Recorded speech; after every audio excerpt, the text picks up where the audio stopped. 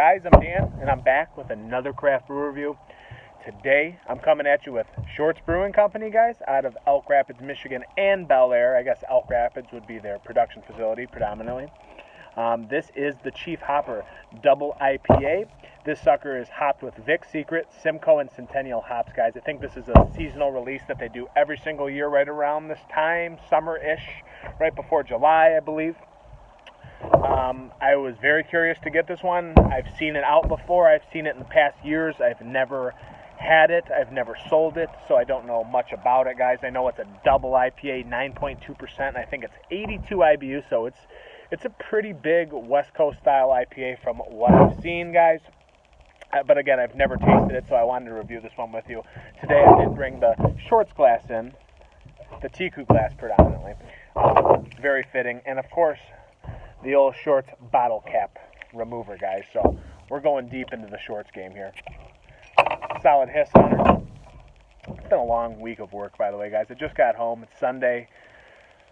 Got off at like 8:30 on a Sunday. Went in at like 9 a.m. So it's been a long day.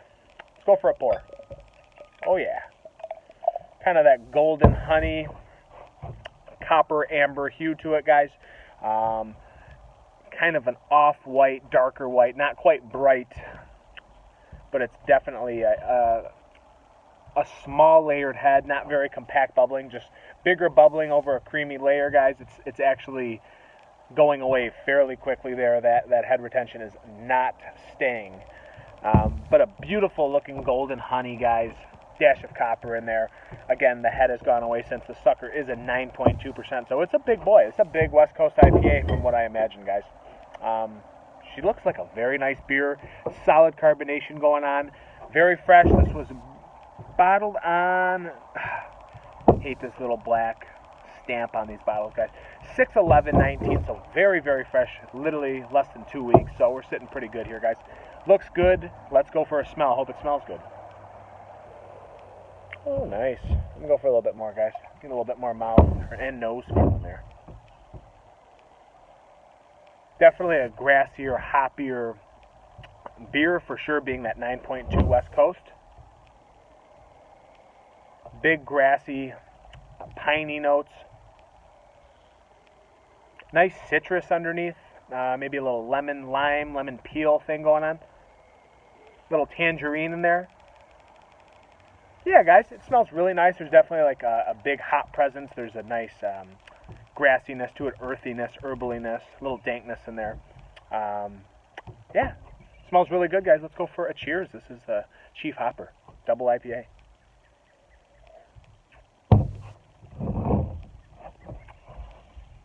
Oh, wow. It's a big beer. Big bitterness on the back end.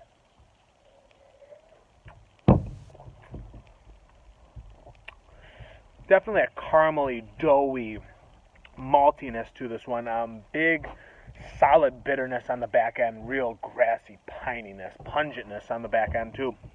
It's odd because right off the bat, throughout the course of that beer in your mouth, I didn't get much else. Just that bitterness at the end is what I remembered. Having a hard time remembering from the 2 swigs what I'm getting through the duration of the sip, guys. All I got was that kind of that grassiness, pininess, and bitter back end, and I didn't really remember what I got in those first 2 sips. So I'm going to try to analyze this a little bit more. I know that sounds weird, but I didn't get much throughout the duration of those sips.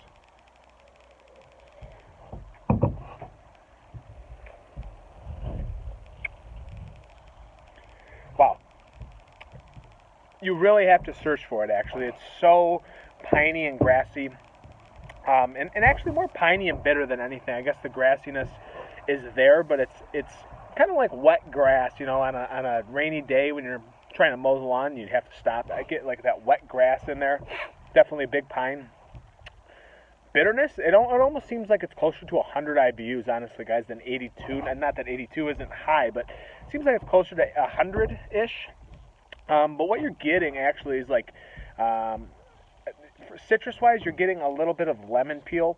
I'd say orange rind, orange peel, pithiness, skin. There might, like, underneath all that, there might be like a dash of like this peach under there, maybe a little bit of stone fruit.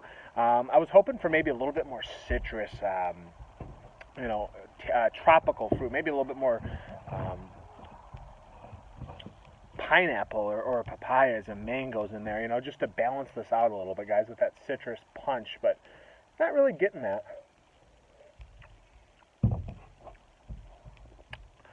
Definitely really underripe peaches underneath, just the skin, not the actual flesh of the fruit, guys.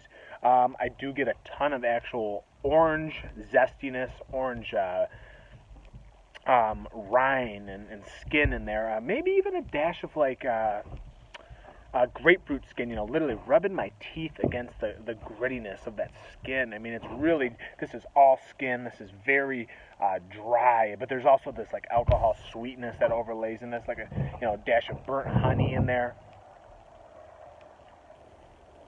This caramel maltiness, real doughy and thick in there. I mean, it's not overly malty, but it's definitely very apparent, very, very obvious that it's taken over this beer in the beginning, kind of throughout the whole sip last in there, guys.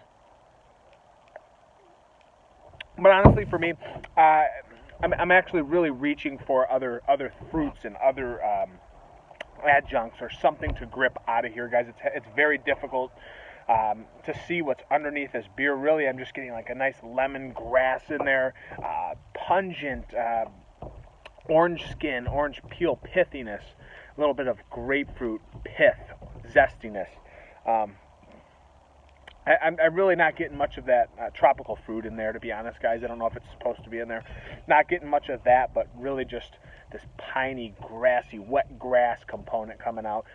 Big, bitter back end, guys. It's a big West Coast IPA. You can tell there's a little bit of that alcohol sweetness, dash of honey, honey hops, a little bit of floral in there, a little Centennial hop in there. Definitely getting that. But other than that, guys, it's a really middle-of-the-road double IPA for me. It's not something that I'm extremely impressed with. It's a solid beer. It's nice and fresh. Has nice bitterness, nice big hoppiness, hop punch in there.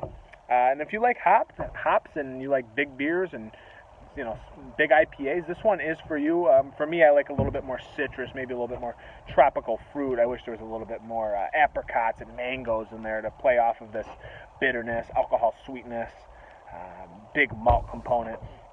But really, it's a well-made beer, guys. I've been having so many good beers that I'm really just nitpicking stuff so easily now, just because we have such great access to great beers.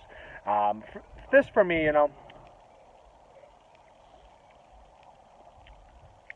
got a little bit more peach actually on that last sip.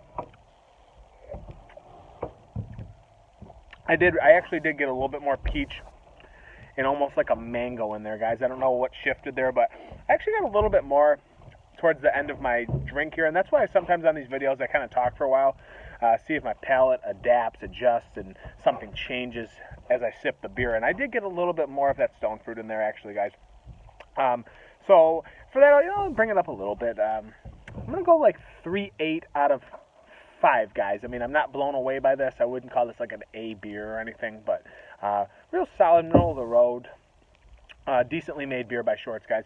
If you haven't had it, I think it's like a $10.99 six-pack, so well worth it if you're looking for a big, hoppy, boozy beer to get your alcohol money out of that, guys. So, yeah, I'm going to go 3.8 out of 5. This was the Shorts Chief Hopper, guys, double IPA. I'm Dan. I'm over and out. I'll see you on the next one. Cheers. Cheers, Shorts.